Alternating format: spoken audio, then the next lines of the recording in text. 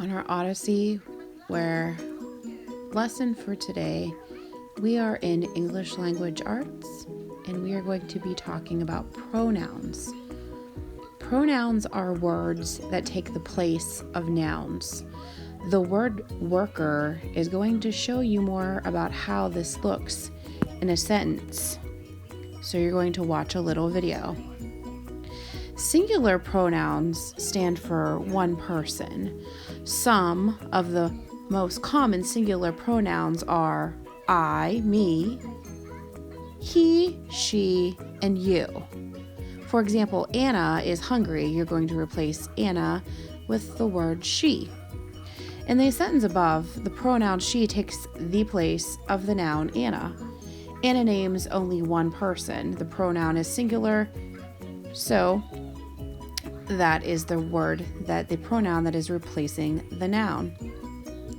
Plural pronouns stand for more than one person, place, or thing. Some of the most common plural pronouns are we, they, them, and us. Anna and Sarah are hungry. You would change that to they are hungry. The pronoun they takes the place of the nouns Anna and Sarah. The phrase Anna and Sarah names two people. The pronoun is plural. Some plural nouns look a little different. They are called reciprocal pronouns because two people are doing the same thing. There are only just two reciprocal pronouns. They are the words each other and one another. For example, Mom and Dad love Mom and Dad. That sounds strange. To make this sentence better, we can replace the second Mom and Dad with the reciprocal pronoun each other. Therefore, you would change it to Mom and Dad love each other. Sarah and Sam were blaming Sarah and Sam. So you could replace Sarah and Sam were blaming one another for the broken lamp. A pronoun takes the place of a noun. A pronoun takes the place of a noun. We have singular and plural pronouns, and during our school year we learned that there were actually subject pronouns which come in the subject of the sentence, and object pronouns which usually come in the predicate of the sentence. So our singular pronouns are I, you, he, she, it, me, you, him, her. And then our plural pronouns are we, you, they, us, them. So those are our pronouns. They were also listed in our lesson. So we're going to look at a couple sentences I came up with. Chase. We have Chase here. He read his book. Chase read his book.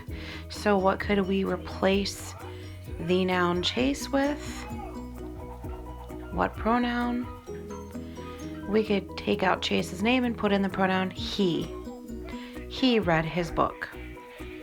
The cat. The cat hissed at the dog. The cat hissed at the dog. What could we replace the cat with? Well, we don't know what the gender of the cat is, so we're just going to call it an it. It hissed at the dog. Brenna and Rylan giggled as they sang. Brenna and Rylan giggled as they sang. So what can we replace Brenna and Rylan with? What pronoun? Instead of repeating their names again and again, we can replace their names with the pronoun they. They giggled as they sang. Bailey and I got chased by a rooster. Bailey and I got chased by a rooster. So, what pronoun could replace Bailey and I? So there's two of us, so we could replace Bailey and I with the pronoun we. We got chased by a rooster, and that is a true story. The next one comes actually at the end. Come over and play with blank. Come over and play with me and Maylee. Come over and play with me and Maylee. We would replace it with come over and play with us. All right, so we have these other things called reciprocal pronouns that we talked about a little bit earlier. And reciprocal pronouns are when if you reciprocate something, that means if someone gives something to you, you give it back. So this, instead of saying their name and your name again, you could replace it with saying each other, or you could say one another. Those are reciprocal pronouns. Each other, one another. Reciprocal pronouns.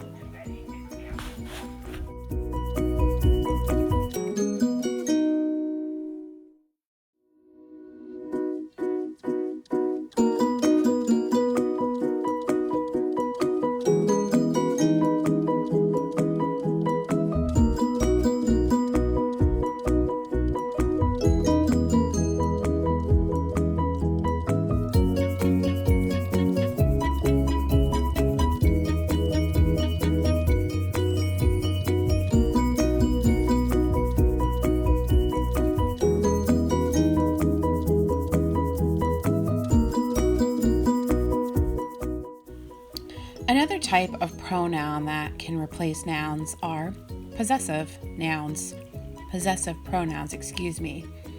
These words show ownership. Possessive pronouns include words such as mine, yours, his, hers, its, ours, and theirs. Remember, when you are talking about one person's ownership, you will use the possessive pronouns mine, yours, his, and hers. But when you're talking about an object or a thing, you use the pronoun its. If you are writing about ownership shared between more than one person or thing, use the pronoun ours or theirs. So for number 6, you're going to select all the possessive pronouns from the list. Number 7, you are going to replace the phrase the cats with the appropriate possessive pronoun. And question 8, you are going to replace my mom's with the appropriate possessive pronoun. So remember, the possessive pronouns are mine, yours, his, hers, ours, and theirs.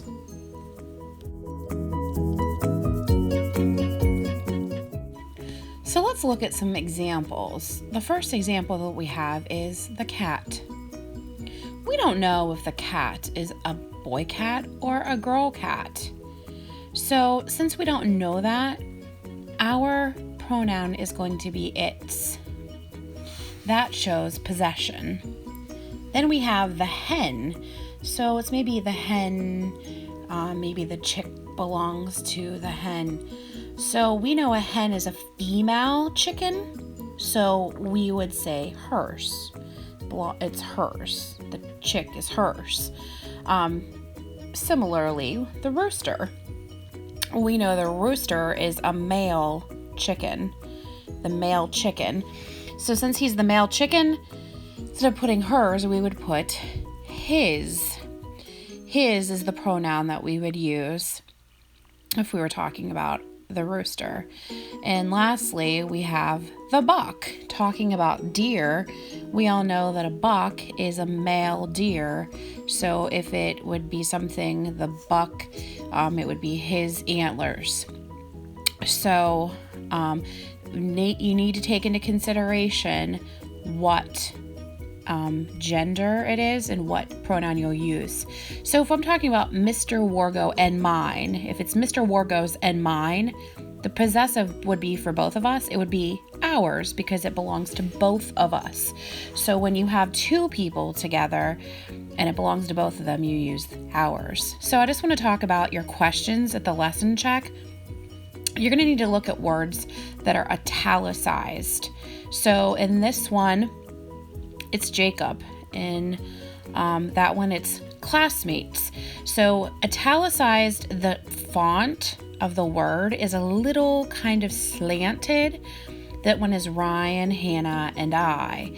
So when they want you to replace specific phrases or words that are italicized with a pronoun, make sure you pay close attention to which ones are italicized, and I would recommend you reading your choice in place of those words before you make your final decision to make sure that it makes sense.